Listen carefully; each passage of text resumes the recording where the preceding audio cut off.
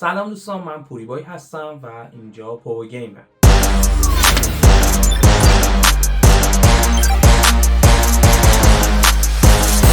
خوش اومدید به یک ویدیو دیگه با پوری بای در پاور گیم. خب امروز در خدمتتون هستیم با یکی از بزرگترین مشکلاتی که توی FC26 داریم و امسال دیگه به اوج خودش رسیده. البته از FC25 مشکل تقریبا داشتیم ولی ارورش این نبود. ارور مرتبط به بخش التیمیت بود و یه جورایی به این نامفهومی نبود. این اروری که بچه‌ها می‌بینید و خیلی نامفهوم مرتبط به اینترنت ما هست. حالا نه اینکه اینترنتمون ضعیف باشه، فیبر نوری باشه یا هر چیزی، یه جورایی IP ایران تحریم شده توسط EA و به صورت مستقیم بهمون نمیگه، همچین ارائه میدن و اصلا ممکنه که با VPN با DNS های خاص با هر چی که شما برین باز کانکت نشه. خیلی سیستم پیشرفته تریه. این فیلترینگ که انجام دادم، من DNS شکنم گرفتم، کانکت نمیشد، مجبور شدیم که یه سایت دیگه DNS تهیه کنیم تا بتونیم این ارور رو دور بزنیم. الان بدون DNS اومدیم تا این ارور رو ببینیم و بدونیم که مشکل از کجاست. اولا که وقتی که به سرور یه نتونیم وصل شیم چه مشکلاتی برامون به وجود میاد، چه چیزایی از دست میدیم. اولا که بخش جام جهانی اصلا نمیتونیم بازی کنیم، بخشای آنلاین و هیچکدوم نمیتونیم بازی کنیم، آپدیت درون بازی رو نمیتونیم بزنیم و بازیکن‌ها از فصل قبل یه سریاشون موندن و جابجا نشن، ربطی به آپدیت بازی نداره. باید آپدیت لایو رو به قولی بزنیم تا اون بیاد و وقتی به سرور ای بتونیم وصل بشیم همه این مشکل‌ها حل میشه. ما DNS که تهیه کردیم از سایت فایر اوپس یه همچین چیزیه فکر کنم، آره تهیه کردیم. ما زیاد رو سایت مانوف نمیدیم چون ممکنه الان که این ویدیو رو میگیریم براتون یه سایت خوبی باشه و DNS جواب بده، ممکنه 6 ماه دیگه کار نکنه.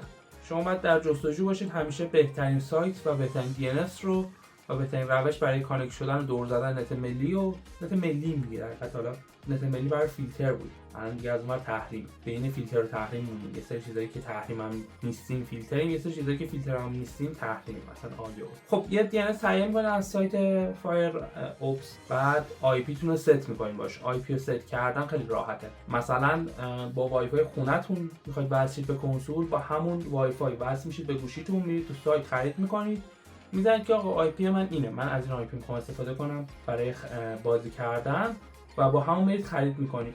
یه 600 رایگان هم بهتون میده ثبت نام کنید.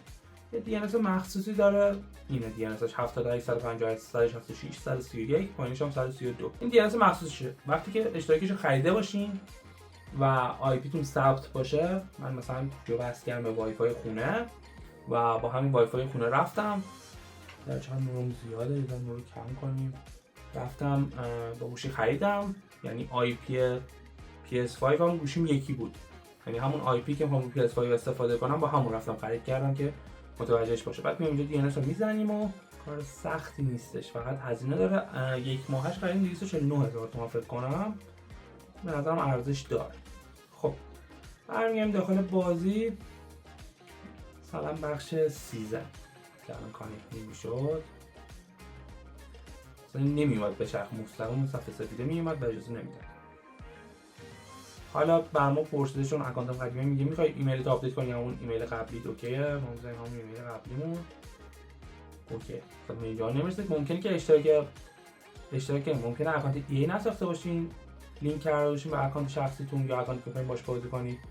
یه ویدیوی دیگه ما داریم آموزش ساخت اکانت ای، اونو بسازید بعد اینو بزنید. اگه این براتون نیومد بالا به این صورت و همین راحتی اونو تست کنید اوکی میشه. دیویژن 9 هم هستیم، خجالت آور امسال اصلا بازی نکردیم و به سرورش کانکت میشین و به راحتی بازی کنید. پینگی که میده، من بازی کردم پینگ 100 رو بهم داده بود، چیز بدی نیست ولی چیز خوبی هم نیستش. حالا بچه‌ای که تو کال آف اینو بازی کردن میگفتن که پینگ بهتری بهشون میده. این بخش جام جهانی بچه برای همه رایگانه، برای همین نسخه FC رایگانه و فقط کافیه که به این سرور وصل بشین. یعنی کسی که آفلاینن عملا نمیتونن به این سرور وصل شن بازی کنن. شما که آنلاینید و به سرور ای میتونید وصل شین، میتونید بخش جام جهانی رو بخش بندیش هم نمیدونم چه دیگه وقتمون نگیریم الکی. این بود آموزش کانکت کردن FC کنسول به FC، یعنی در حقیقت به EA و بچه‌تون از اون ارور کذایی که خیلیاتون ممکنه خیلی وقت دنبالش گشته باشین وسط راه حلی براش پیدا نکرده باشین. سایت شلتر هم مثل اینکه بد نیست ولی ما خودمون این سایت که تست کردیم الان اوکی بوده. بعدن اگه فهمیدید که این سال جمع شده یا مشکل خورده یا دیگه خدمات نمیده سایت شلتر هم میتونید تست کنید. فکر کنم اونم خدماتش خوب باشه. امیدوارم ویدیو براتون مفید بوده باشه. یکم طولانی شد ویدیومون. تا یه ویدیو دیگه با پوریبای اوپاوا گیم. فعلا خدا نگهدارتون.